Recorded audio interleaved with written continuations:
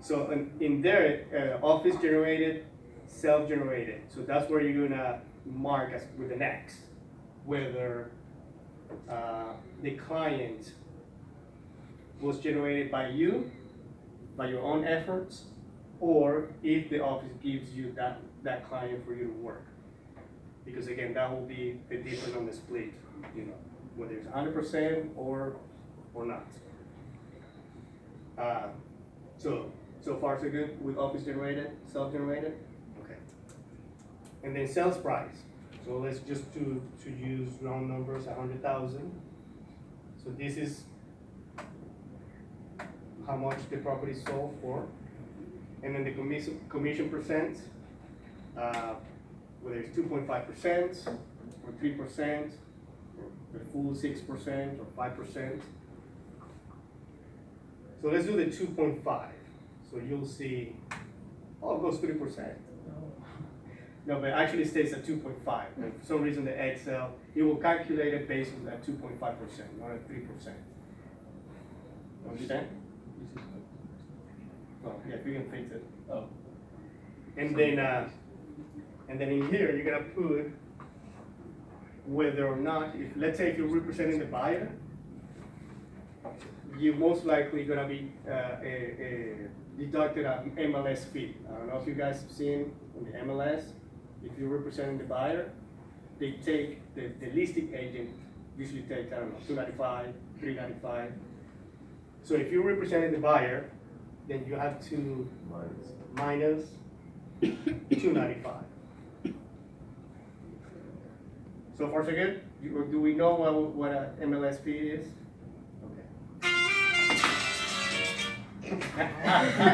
Yes, that.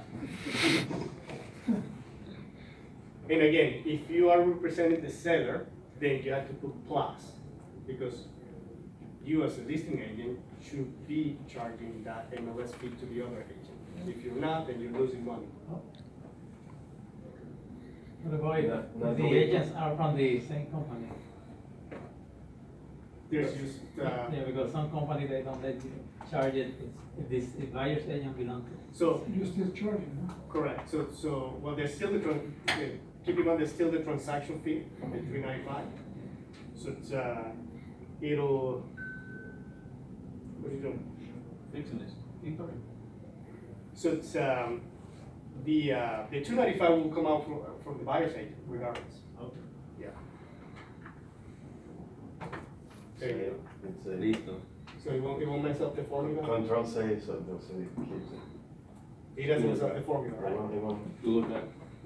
If it mess up the formula. No. Okay. I'll fix this. All right, so are we clear about the MLS fee? Yes. 5%? Okay. We should always be charging My- if we're selling it. If we're listing agent, we should always be charging that. Now, Angel, the 305, we can put both, combine both, plus and minus in there, or is there another? What do you- Remember that 395 goes in there too? No, that's the transaction fee. Okay. MLS fee is one thing, transaction fee is another thing.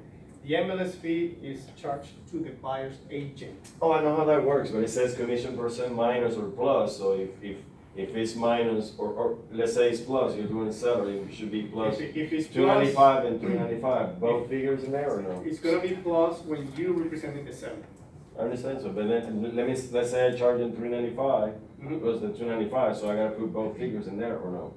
Correct, so it's, you put the, only there, you're only gonna put the MLS fee, and then down here, you're gonna put the transaction. Ah, there's another one, okay. All right, so it's, because what happened, when you sign your split commission agreement with Graystone, it says, there's a clause that says that if you forget to put the MLS fee in the MLS, it'll be deducted from your commission. So make sure you always remember to put it in the MLS. If you don't know how to do it, let me know. So here you'll select whether the commission was wired or not. If it was a check, the date that the office received the check. Why not always wire? So title companies, they don't do wire. They don't like it, just like 50/50. Okay. Got the client's name, the property address, the title company's information in here. So, are we clear on this field? Yes. Okay.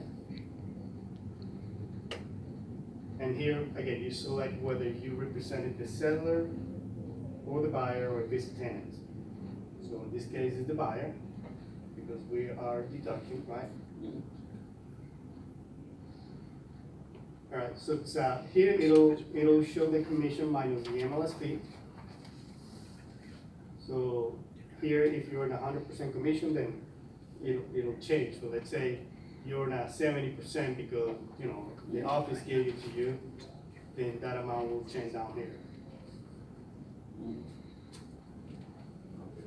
See, so you don't have to take a calculator. I mean, it'll do it for you.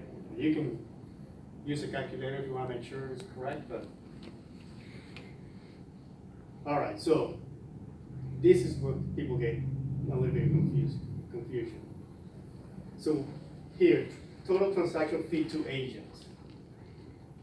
So this, you're gonna put the transaction fee of $395 if you charge it to the client. You know what I mean? So if the client at closing pay the transaction fee, you're gonna put it in here. No, the other way, I guess. If you didn't charge it or forgave them. If you forgot to charge it or if you waived it, you don't put anything in there and then you just put it here because this is Blue, but it's Graystone, should, This one's covered. it's gonna deduct it from your commission. So if you put it in here, the $395, then it'll balance it out and you get your full commission. Okay. Understand or not? Yes. Say it again. So it's, in here, you're gonna put the transaction fee if the client paid it at closing. If they didn't pay it, then you leave it blank. Got it? I got it. I charge my clients. But Put the it one, on the, now the one at the bottom contract should that always they be pay. there. The 395 is always there. The transaction fee to Graystone/Blueberry, right? It will always be there. Hmm? Yeah. Okay. Well, but it changes because, yeah, I mean, $395 unless it changes. Now, you know, I have agents that they charge $495 and they keep 100. So Right, but the, okay, the 395